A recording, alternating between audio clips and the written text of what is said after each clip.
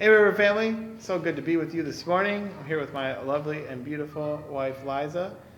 To me, a little bit of an upgrade. Nothing against Pastor Ty. Much prettier though. We're really excited. She got to preach on Sunday, and it was awesome. And just wanted to jump into a few topics together. Get a little bit of my thoughts, bounce off of her thoughts as well. One of the things she talked about is like what you behold, what holds your interest, your heart, your eye, your affection, right, affects you. And so like this question of like what has your affection, what has your eye, what keeps you interested, passionate, excited. And if it's not God, then like why isn't it God?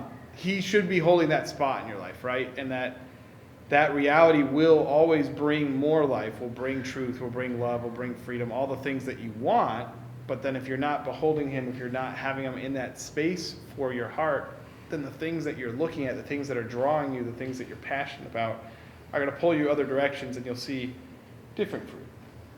Yeah, I mean, my main concern, honestly, is the time that, like, you can't account for. Like, when you look back at your day and you think to yourself, like, where did those 3 hours go? Like, that is the time that I'm concerned about, because no one is perfect and no one is in worship all day long or, reading their Bible all day long. And so what it looks like to behold God on a daily basis fluctuates. But I think it's important to be aware, if not intentional, about the times that just kind of are stolen from us, that we're looking at a screen, scrolling, and it's just like in those times the things that you are worshiping, to be completely honest, aren't healthy. Number one, it's obviously not healthy to worship anything besides God, but we idolize so much of what we see and so much of what we take in, and it lingers in our minds long after the screen is gone. And so I think it's important, to be aware of those lost hours.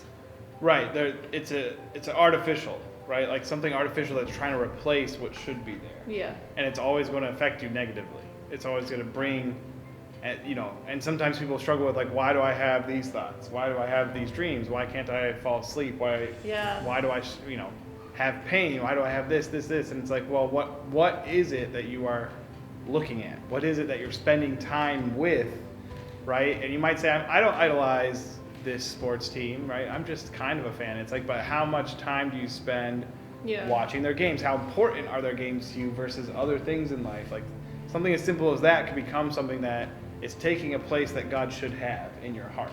Yeah, and we don't even necessarily realize like how much things that we see like open doors.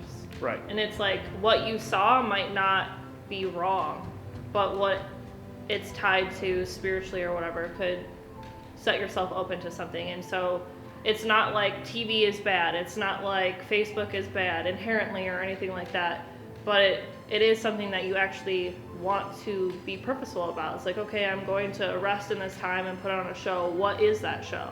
I'm going to look at Facebook in this moment and catch up with people and not just like mindlessly entertain whatever pops up because you're not paying attention.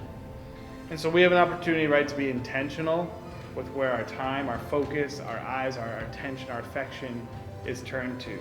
And maybe give back some of that time to God. Maybe be more intentional about, it doesn't even have to specifically be doing a God thing, but watching a show with God instead of, asking him what you should watch, asking him what you should read, asking him what you should do with this hour you have to finally sit on the couch after a long day.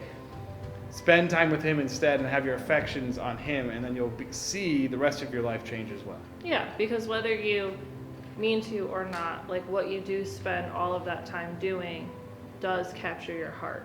Mm-hmm. It does capture your mind. And so we don't want to go into another year without even being aware of what has that space.